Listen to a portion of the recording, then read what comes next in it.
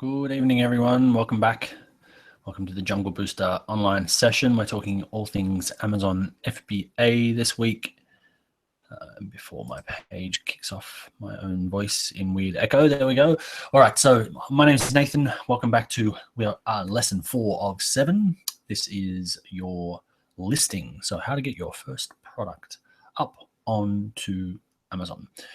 So we're going to cover a whole bunch of things tonight. So thanks for joining us. If you are watching us live, junglebooster.com/live, you can say hi in the chat. We'll be over there having a chat. Let us know where you're coming in from. My name's Nathan. I'm coming in from Perth.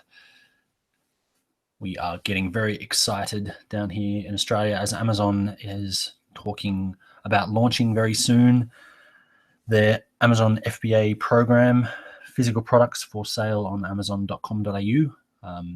If you didn't know that wasn't happening already, I urge you to go and check it out. If you jump onto amazon.com.au, you'll find that there is nothing on there except Kindle stuff.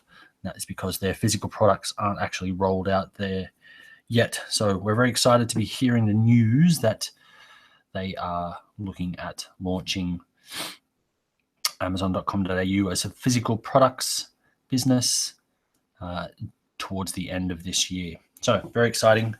So we're going to get on the front foot and launch our own businesses this year, get it all up and ready.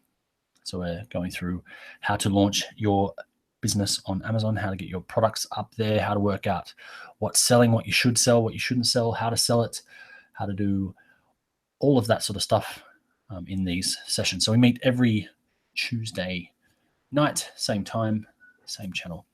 If you're watching us live, junglebooster.com/live. I get that wrong every week. I do 2 of these sessions in a row. So we do a startup one and then an Amazon FBA one, one after the other. So apologies. Come back to me and say hi. My name's Nathan. I run the junglebooster.com online sessions. We have these online every Tuesday night. We also meet every second Wednesday in person as well down here in Perth. So if you are part of the Perth FBA meetup group, nice to see you. Come on into junglebooster.com/live and say hi. We've got the chat box in there. And if you're watching us on the /replay, down the bottom of the page is a Facebook chat where you can say hi, and the chat will go straight to me. So you can chat to me anytime on there. So my name's Nathan. I run these sessions every week. We go through a 7-step process for getting your products up, listed, and selling on Amazon. The majority of the information we're sharing is how to do this on Amazon.com in preparation for us getting ready to launch this on Amazon.com.au. So very exciting times for that. I'm going to run through some slides this evening. So we'll cut back over to the slides. There'll be a bit of a recap from last week's session, but tonight's session is all about your listing. So lesson 4 of 7, how to get your product listed, what a product listing is, the top listing do's and don'ts, the titles, the images, the keywords, and a recap from last week's session, which was your Amazon account. So what was Seller Central? What type of account do I need to set up? Account versus brand versus sold by, intro to brand registry, and ungating. So it was a big session last week, and we'll cover a little bit of that off on tonight's session as well. Plenty to get through. So let's get underway. In some of the future sessions, we're talking about optimizing a listing, building a launch list, which is so important. And I think this applies to any business these days. The original tactics or strategy for launching a business on Amazon used to be specific for Amazon, but quickly people were realizing that was the Wild West, and that's gone away. So building a launch list is key for any business and any business model these days. We cover some things about packaging and product logos and designs and things like that.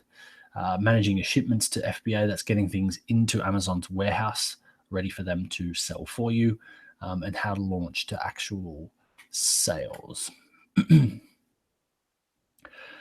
All right, so quick recap. One of the biggest things to come out of Amazon's landscape last year was they banned incentivized reviews. As I said, the Wild West of getting a product up there, paying someone to do reviews and get your product selling really quickly is gone. That was certainly the case for the 5 years prior to that. It was super easy to get up, get ranking, and get selling. So that's pretty much gone away now, but that means that we're back to having the requirement for a real list for actually starting off proper. And I think it's easier for smaller players to actually compete, which is great.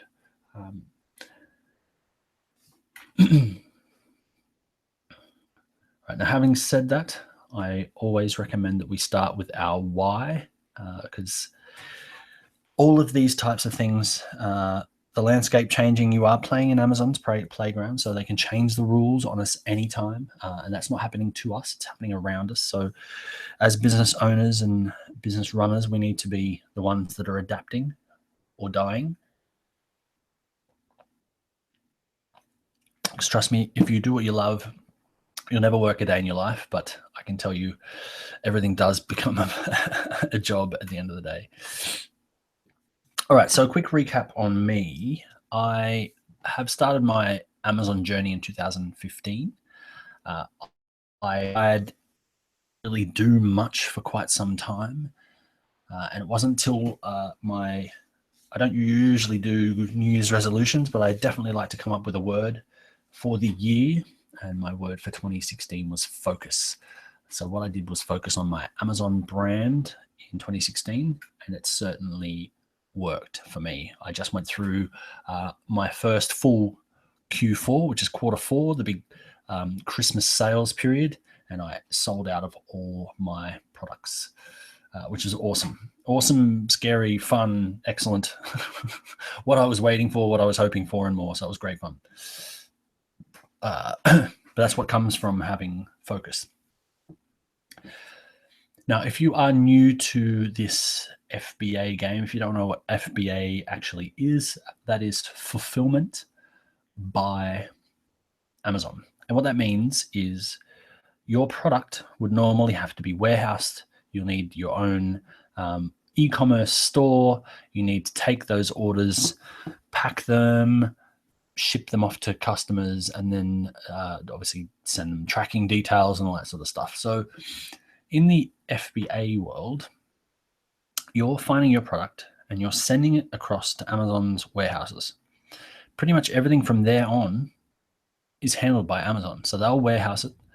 They'll get customers to their website, which is one of the highest trafficked e-commerce stores in the world. They'll handle the transaction, they'll handle the sales, they'll handle the transaction fees, all that sort of stuff. They will pick, pack, and ship. They use a lot of robots for this sort of stuff, so they are super efficient, super fast. They get it right 99 times out of 100, probably actually more than that. And they also deal with the customer. So they'll get it across to them, they'll get tracking details across to them. And they have this thing called, in the US anyway, Amazon Prime, which means customers love them. They know they're getting what they want. They know they have no issues with customer service whatsoever.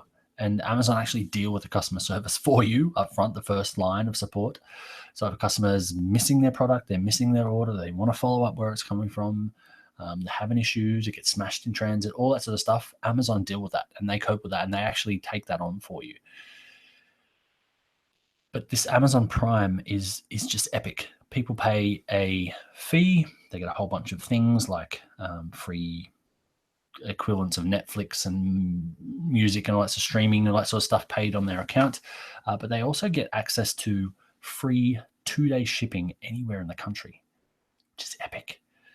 So Amazon do all of that as part of their fulfillment by Amazon service. So you can quickly see that this is a very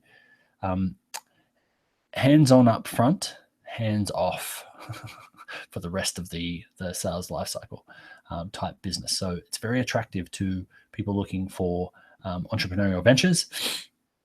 If they've got a keen eye for a product, but they don't want to do all of this hard work and monotonous sort of work at the back end, they can use a large platform that already has it going on and just play within their rules. So why would we want to do that? Why would we want to use Amazon? So I always say go where the fish are. And at last count, Amazon has, g'day Yusuf, nice to see you. Amazon has 300 million plus credit cards on file. Now that's Amazon.com. Amazon.com is obviously the US Amazon site. Now, I have my credit card stored on Amazon.com. I'm sure most of you do as well. You probably don't realize you do. But that's super powerful. That reduces so much friction for you to purchase. When you are searching around for a product, you'll see that Amazon products can pop up on other websites these days. And one click and you're over, it's in your cart, and your credit card's already in file. They know where you live. You're like 2 button presses away from making that purchase. So they really have this stuff dialed in. And the other thing is searches are buyers. So Amazon's actually taken over Google as the front page for searching for physical products.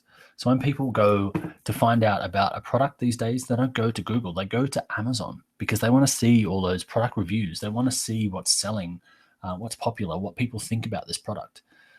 They know that when they go to Amazon, they're getting products. They're not getting, all the crap that comes with searching on Google.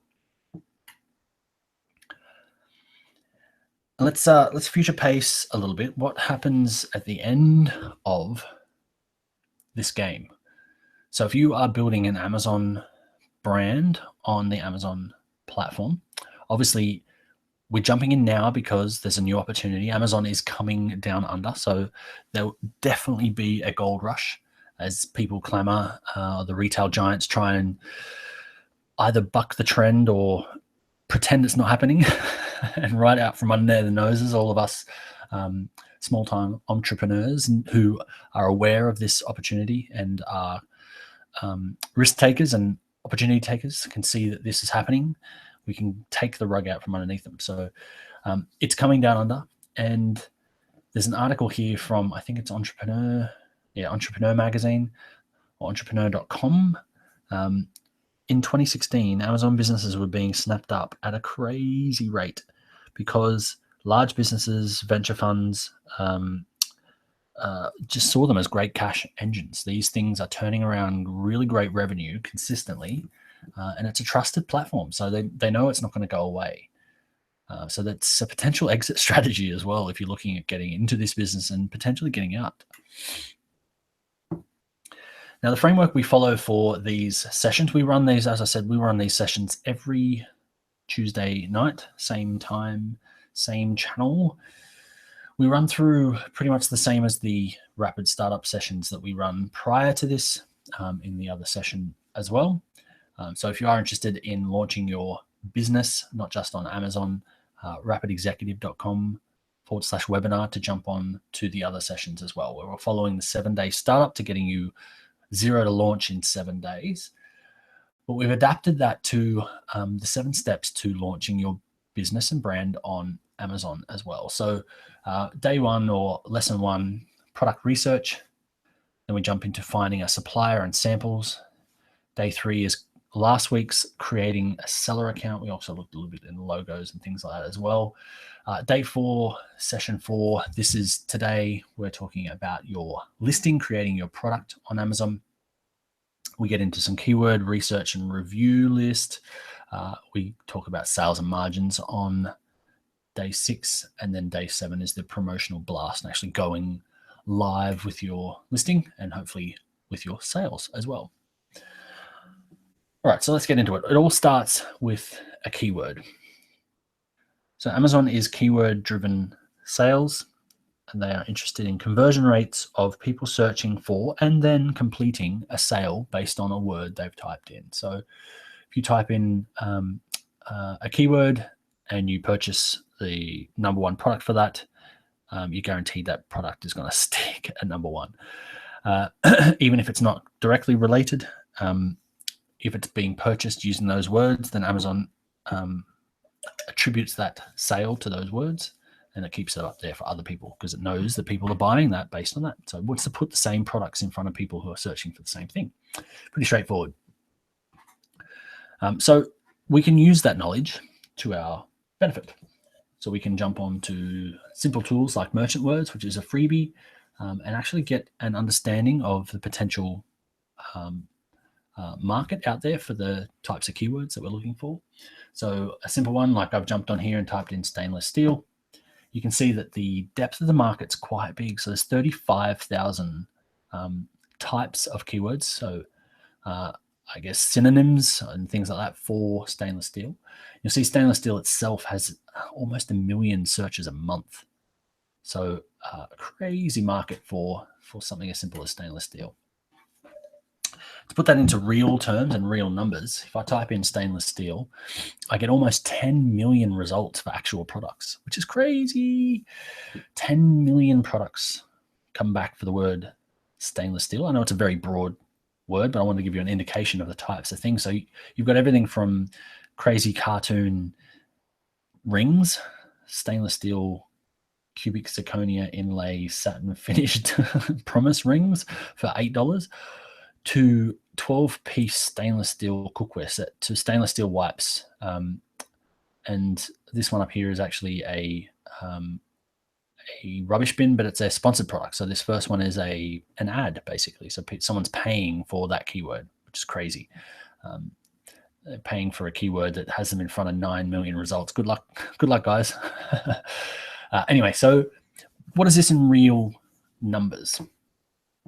So I'm using a tool called Jungle Scout, which I'll talk about in a minute as well, to give me an indication of the potential sales for these keywords. So these, as I said, we put in a keyword. Amazon is judging what should be in front of people by what people are actually clicking through. So you'll see that the Cook and Home 12-piece stainless steel set sells for around $57. That's on here, the Cook and Home 57. It's ranked 722, and this is obviously ranked from lowest to highest. So out of millions of products, this is number 722 in home and kitchen, which is one of the biggest categories on Amazon. Now, this tool then uses some heuristics to basically estimate the sales and revenue per month for each product. So you see that Cook and Home 12-piece stainless steel cookware selling for $60 is making almost 200 grand a month. And just the top 15 results for stainless steel, this is US dollars, guys. So that's almost $1 million a month. Just the front page. And there's millions of products. So as I said, there's a lot of sales happening on this platform. So how do you come up with products to sell? So to recap from one of our first sessions. So take a quick note. What have you recently bought? Notes around the house. What are your hobbies? What do you spend money on without even thinking twice? And some quick, while we're on the do's, let's talk about don'ts as well. If you have done any sort of looking around Amazon FBA, if you've looked at other training courses or listen to podcasts and things like that, you'll hear people talk about silicon spatulas or barbecue mitts or barbecue utensils, or funnily enough, garlic presses is a great one if you listen to Scott Volker. Don't do any of these because I guarantee you they've been done to death. Anything mentioned basically on a podcast, an app, or a course or a show is something to steer clear of, because people are jumping on those things like you wouldn't believe. And the whole idea with this is to outthink and outcompete. So it'd be difficult to do that if everyone's doing it. It's hard to compete when everyone's doing the same thing. Another thing to look at is if you have a look at the app in the last column, which I've actually chopped off, which is unfortunate, it'll actually tell you who it's sold by as well. So if it's sold by Amazon, it means it is a highly competitive, well-performing product. That's not to say that if Amazon starts selling a certain product that you should stop selling it. But if you're just starting out, I don't recommend jumping into something that's already being capitalized on by Amazon. Also, don't recommend upfront getting into electronics just because they're so difficult. It's highly competitive, but it's also has a whole bunch of barriers to entry. And one of the issues with products, if you have a defect rate, which with electronics, it's very high, Amazon has a really low tolerance rate for defects. So if you're just coming out with a new product, you better hope it's 99.99999% perfect every single time. The slightest issue, people send it back saying it doesn't work. If you don't have a lot of sales under your belt already, that percentage rate goes up really fast on your returns. So I wouldn't recommend jumping into electronics until you're a bit more seasoned. Speaking of hoops, food is another one to avoid up front. There's a lot of hoops to get through to get ungated, which is what Amazon talks about. In certain categories, you need to have special requirements on you and your business.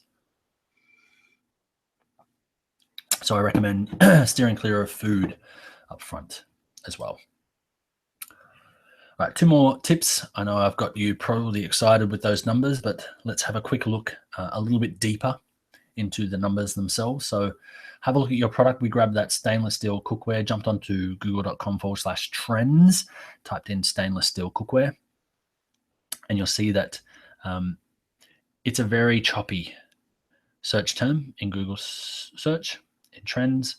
You'll see that that's pretty much, these blocks are 2-year gaps, and basically once a year around the Christmas start of the year, it goes off, but that's about it. And also pricing. So we saw that it was selling for about $57. But if you, let's say you jumped on and did your analysis in and around April, and you would have seen that, hey, maybe it's sitting in and around here. So it's not too bad. If you did your trends over time, you might think, okay, well, it's coming down there. Maybe it's not the greatest time, but if you're doing your research in around April, okay, looks okay. And you're looking at the price around April, sitting around $80, and you've done your research and found that you could buy this for about $50. Wow, I'm making $30 per unit. That's pretty good. Not too bad at all. But then you came into a tool like Camel, and you realized that around April, maybe they're running out of stock and they increase their price to increase their profit. But if you have a look at the average, it's only selling for $52 on average since 2012. So if you jumped in all gung-ho thinking, oh, 50, I can get it for $50, I can sell it for 80, without actually coming and doing proper, deep, overtime pricing analysis, and this camel.com is actually free, which you can go and have a look at previous sales price for any product, and also their sales ranking over time as well, which can give you an indication of whether they're running promotions and things like that as well. If they're doing blasts, that might be why they've done certain things with their price or done certain things with their ranking over time as well. It's a great way to do a little bit more deeper analysis than just looking at the surface. All right, quick recap on lesson 2 was suppliers and samples. How do we find them and making sure it's of good quality as well? So we covered a little bit on Alibaba.com and also globalsources.com. We talked about how Alibaba is getting very close to launching its own platform here in Australia. They obviously have proximity to China. There are a lot of successful Australian entrepreneurs who are launching physical products into China, so Australian products specifically, because as the Chinese communities get more and more wealthy, they are looking for outside products to import. The walls are coming down as such. So obviously Alibaba is looking to its nearshore partners, trade partners, I want to say. And they're doing sessions for e-commerce sellers and things like that for us as well. When you are contacting suppliers, one of my number 1 recommendations is to use a real email address. Not a crazy guy at 63 at hotmail.com is not going to get you to the top of their list when you're asking for pricing and all that sort of stuff. And also make sure that you want to work with a long-term supplier relationship in mind.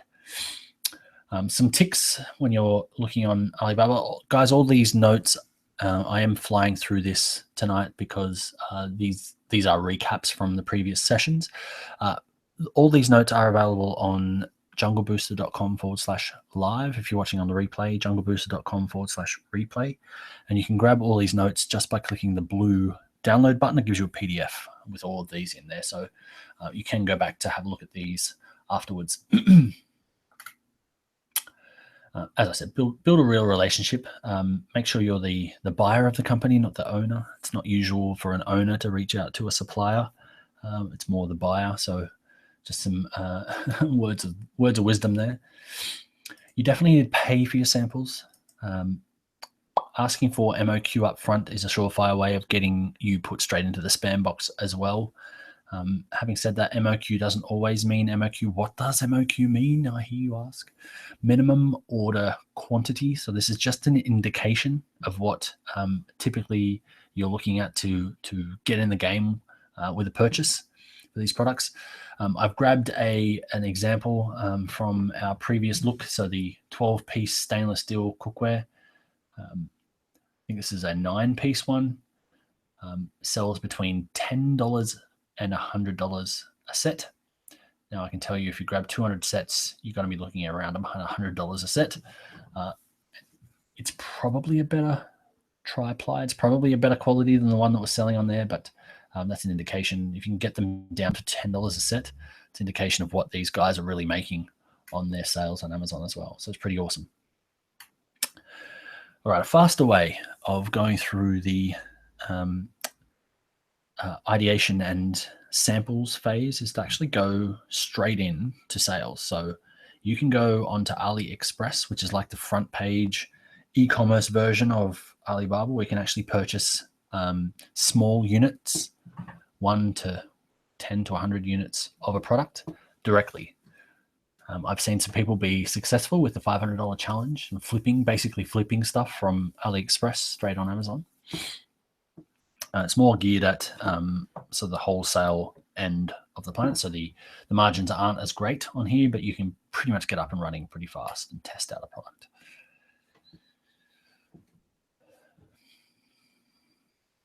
All right, a little recap from day 2 there. So is there more to this FBA thing? Yes, of course. Your Amazon account is what we talked about last week. So the difference between a personal account and a merchant account. If you own a Amazon.com account already, just a personal buyer, you can do selling on that. You can go and enter into the selling section, enter in a few more details, and actually turn your personal account into a seller account. To actually get a proper merchant account, a seller's account, you need to actually sign up to their monthly program, which is $40 a month US.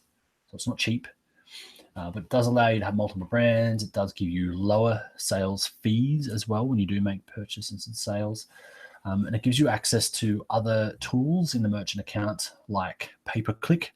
And I can pretty much guarantee if you're not launching with a good pay-per-click, you're probably not really launching. So I definitely recommend if you're going all in on this, I would go for the merchant account. If you just want to kick off and start, there's nothing wrong with using your current personal account as well. You just pay a little higher fees. I get asked all the time if you need an American company to actually start an Amazon.com merchant account, because they do ask for an EIN, which is an entity identification number. You do not need one if you're an Australian company. They just want proof that you are not an American citizen for tax purposes. That's the only reason for that. So you can just register an Aussie company and use it for that. But I do, as I am not a professional, I do recommend you talk to a professional about that. All right, sales tax, really quickly on that one. I think it goes without saying, the American taxation system is pretty crazy. If you thought the GST was scary, you should see some of this sales tax company tax, federal versus state, all that sort of stuff that they have. It's I still don't understand it. What I was told by my accountant is as long as you keep your cash overseas, there's no income tax. But your company does need to pay tax. So even if you are an Australian company, you need to declare that as foreign income if it's over there. But you aren't liable for that in the States. But again, speak to an accountant about that. I'm not an accountant. All right. So we're halfway through the session and we need to get into tonight's stuff, which is your listing. All right. So 4 key points on creating your listing on Amazon. So we'll get into the title, the images, the bullet points, and the keywords. So what is a listing? So this is what a listing looks like. So obviously each product that is listed, listings can have variations. You'll see that this bottle comes in blue, red, and silver. That is a variation of the same product. So this is one product listing for Swig Savvy, which is the brand. And you'll see that what we're calling out here is the number one area for your keywords. And it's actually the front of this, which is they probably shouldn't put their own keyword at the front. They should probably have it at the back. But you are character limited on your title, and your title can't be keyword stuffed, so it doesn't make sense. It needs to be non-repeating. It has restrictions around the words free and competitors keywords, and some specific categories have specific guidelines as well about the types of words you can use, and they even have lower character limits as well. So title is very important. It needs to make sense to the human eye. You'll see that this is actually a very good title, apart from the fact that they've got their own keyword, their own title, their own brand at the front. They don't need that there. They could have that at the end if they really think they need to have it, if people are searching for that. But if they want to rank for stainless steel vacuum insulated water bottle, that should be the first part. But apart from that, it's actually very good. Double wall design, standard mouth, 3 interchangeable caps, including water bottle pouch. So that's some really, really good words there. They do have water bottle repeated twice. Maybe. Water bottles is an extremely competitive market, so they're really doing well, I think, with that one. But you'll see the title area is probably one of the first things people see apart from the image. And as I said, images, it is the number one for attention, because first impressions do last. The first image must have a white background, not a blurry white background, not a patterned white background. It needs to be a stark white background. So I've seen people get in trouble for having poorly edited backgrounds. So they've got sort of these sections in here have had a background, but that hasn't been completely removed. So it might be a slightly darker color of brown or something because it's sitting on a brown background. They've just taken some of it out, not all of it, and they've been had their listing suppressed because of it. I've also seen people with the same with they've got an ivory colored background and they haven't used a stark white, and they've had their listing suppressed for that as well. So this first image, Amazon is very, very, very particular about what they have there. I guess it's the uniformity and the general look and feel of their website. They want it to remain the same. They don't want things to specifically stand out for color reasons. They want the products to stand out, not something else. So they don't want to take away from other products, and they don't want to take away from their general look and feel. I definitely recommend using as many image slots as you're allowed for the category that you're in. 1, 2, 3, 4, 5, and this one. I think they can have 7 on this one, or 8. So they don't use them all, which is a bit silly. I definitely recommend using the maximum 1000 by 1000 pixels. So when you hover over, it says roll over to zoom. If you're using a lower resolution, say it's 500 by 500, this roll over to zoom won't work, and you won't get the pop-up which gives you a detailed view, because Amazon doesn't want to blow up an image to make it blurry. But if you put your images in at a high resolution, you'll get that hover as well. And as you can see down the side here, I know they're very small, but these are action shots of the product itself, and there's nothing wrong with, apart from your front image, you shouldn't have it on your front image, but some of your back images, I definitely recommend having real people using your product in some way, shape, or form. Even if it's a model holding something, I definitely recommend those.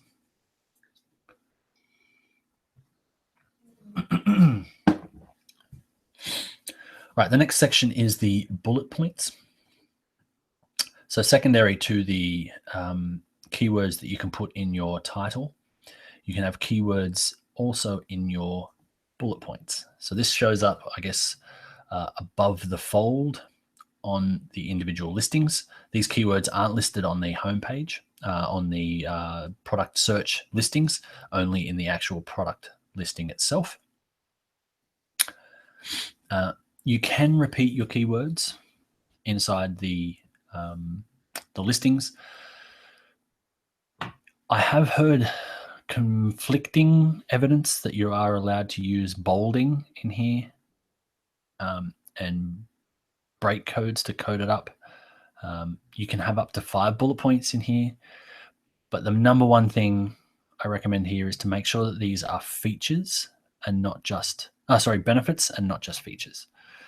So no longer rely on cheap plastic water bottles that split or crack. Our stainless steel water bottles manufacture durable materials, withstand the toughest workouts, maintain hot liquid, keep cold drink chilled 24 hours, no sweating or condensation, perfectly suited for storage in your purse, gym bag. So this is a very benefit-driven list. It is a list of features, but they're not listed out like keeps drinks hot for 12 hours. So they're really working it into the usability as a benefit rather than just a list of features. So if you're using natural language here, it can really capture people's imagination so they can put it to use in their mind before they purchase. All right, during last year, Amazon changed their 50 keyword limit to 1,000 characters. And they now have 5 sections of 1,000 characters each in their keyword search terms in the back end. So this is within the back end of your listing. You can actually put in keywords in there as well, and that will help you in your ranking. Now there are 5,000 characters you can put into here, but not all of these are actually indexed. So there are some tools you can use to check that the terms that you put in here are actually being put on into the search algorithm, and you need to tweak these. And we get into that in a little bit in our future sessions when we get into tweaking your listing as well. All right. So that's a little bit about our listing, some important things to look at when you're creating your listing. And in future sessions, obviously there's way more to this than just slapping your name on a product and sending it into Amazon. So we look into inventory management, pay-per-click hijackers, pricing management, keyword optimization, all that sort of stuff in some future sessions as well. Now, obviously I want you guys to hustle your face off because this stuff isn't easy, but if you stick to it, you can get your stuff up and running. So quick recap, you can go through these at a later stage, guys. I have been at this for a year now, and I'm scaling to 6 figures. That's my goal. I have pulled back on my Amazon.com side of the business as I'm pooling my resources for the Amazon.com.au launch. If you are already geared up to sell on Amazon.com, I recommend going through with that. The lessons that I've learned have been absolutely invaluable. All right, so quick recap from tonight's session. So obviously pictures are key. Pictures are the first thing that people see on your listing. Your title keywords are the number one thing to get you ranked. I recommend matching the front end and the back end at first, and then you can start filling out the rest of the back end with some additional keywords, and then use some tools to try and find to make sure that those listings are being ranked in the algorithm. I wouldn't go too crazy in that back end. I would hate for you to put water bottle in there and it not be ranked correctly. So don't fill it out completely until you have checked those words. And as I said, if you are looking to get started, if you're doing some product research and analysis, you can't go past the Jungle Scout tool. If you grab that here, I think it gives you $10 off as well. It is a paid tool to find out what's selling and how much. All right, next week, we will be testing our product and doing some sales figures and estimates. We're also going to be looking at product margin analysis and tools.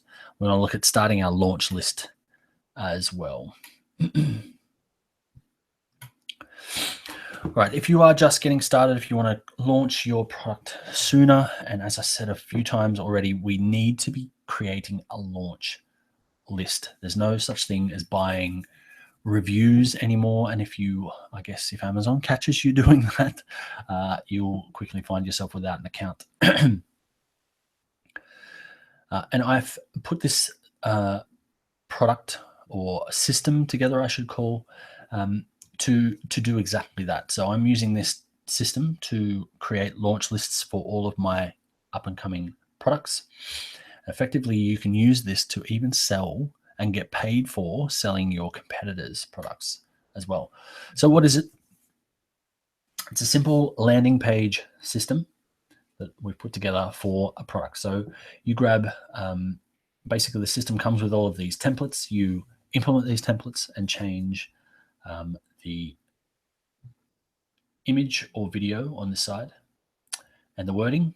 Add your email list integration into here and collect email addresses for people who are looking at getting either a 10% off or a special offer, a special coupon, a special access, an additional product, all that sort of stuff, some sort of offer that you can do on the product. Now, for example, the best video to be using on these sorts of things is an unboxing type video. You can jump onto YouTube and find unboxing videos for pretty much any product on the planet. So if your competitor has a product review video or an unboxing video, you can even use the competitor's product on here. And I'll explain why on earth you'd want to sell your competitor's product in just a moment. But think about it this way. This is a Amazon Prime know, like, and trust sort of landing page. You can drive here with a Facebook ad or any sort of traffic you can get your hands on to get people over to a special offer for a product. They'll enter their email address and say, yes, I want this. And awesome, on the landing page, here's your product. Check your link in your email address, check us out on Facebook, and click this button to purchase it on Amazon. Now, this button, when they click this button, you use your Amazon affiliate link where you can get paid up to 7% of whatever they put in their cart. Now, I was using this for a $200 electronic toy that I was promoting just before the Christmas break. So 7% of $200 isn't too bad. So I could spend, up to $14 on my traffic to get people to click over and still be making money on that or break even on that. But effectively, you could use this for your competitors' products. And what you're gaining from that is potentially getting paid for market product research on your competitors. And when you come out of the end, you have a list of emails of people who have bought your competitor's product. You've also got the ability to pixel them. So even if you didn't get their email address, you can tag them with Facebook, Google, and Pinterest and follow them up later with an offer to your product as well. And you'll have the email address. If you have got their email address, you can follow them up with an email series as well to try and get them back to purchase that. So how does that work for competitor products? So let's say your competitor sold a blue widget.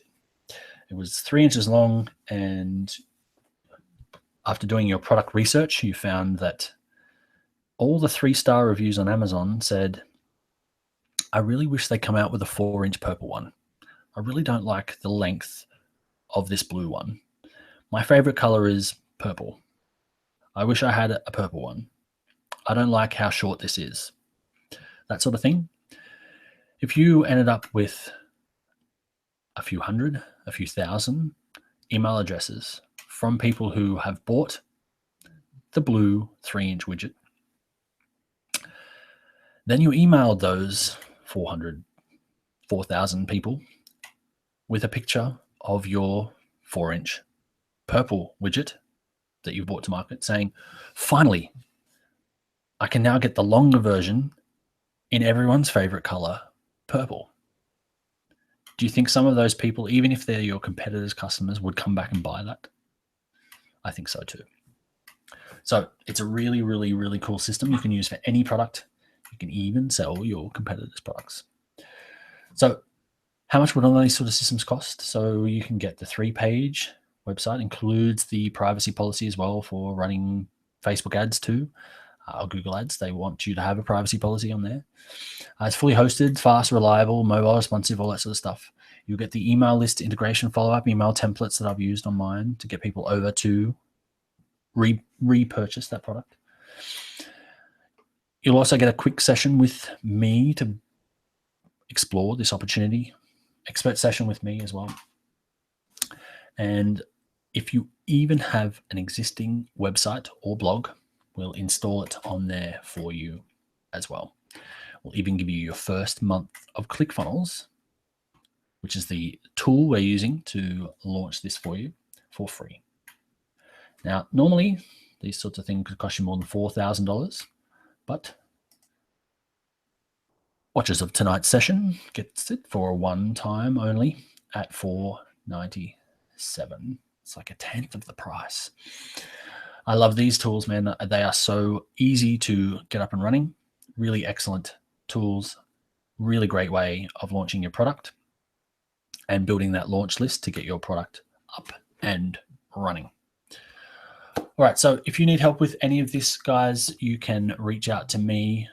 I do these sessions every Tuesday night for you, and I do offer free coaching in this as well. So junglebooster.com/coaching if you want to grab a time in my diary, and junglebooster.com/live if you're looking for any of the notes from tonight's session. All right, I hope that was useful, guys. We're almost up on tonight's session. Thanks for sticking around. I hope that was useful. Tonight's session was all about your listing. Obviously, a recap from all the previous sessions as well. If you are new here, you can, I think, grab there's a little button there you can press to get the YouTube and pull up all of the previous sessions as well. If you subscribe, it'll show you all of the previous sessions that we've done on this, where we go a little bit deeper into all of those. In future sessions, we'll be talking about the marketing, how to build that list, and a bit more detail on that system, on how to create a launch list so you can launch with sales when you are ready to go. We go into a little bit more detail on things like pay-per-click, optimizing your listing, and also launching your product as well. Some of the logistic stuff you need to get involved in as well. So I hope that was useful, guys. If you are interested in meeting us in person, obviously we do these sessions every Tuesday night online at junglebooster.com/live. If you haven't registered before, junglebooster.com/webinar to be informed on when they are being held and the notes from the sessions as well. And if you are interested in the startup sessions, the previous session before this at 8 o'clock is rapidexecutive.com/webinar as well. Now, we will be having in-person sessions every fortnight on a Wednesday. Normally that would be tomorrow night, but we are having a South of the River version happening on the 1st of March. So that's in 2 weeks. So I hope you guys can get along to that. Shane from our group will be running that session instead of me that time around. So he's going to go back to the start and go back to lesson 1. So if you are in person in Perth, you can come down to, actually, I think it might be in the city, and meet up with us on the 1st of March. All right, guys, I'm going to leave the chat box open for a little while. If you have any questions, hit us up in junglebooster.com/live. If you are watching us on the replay/replay, you can jump down to the Facebook and ask us any questions in the Facebook chat down the bottom. All right, have a great week, guys, and I look forward to seeing you next week.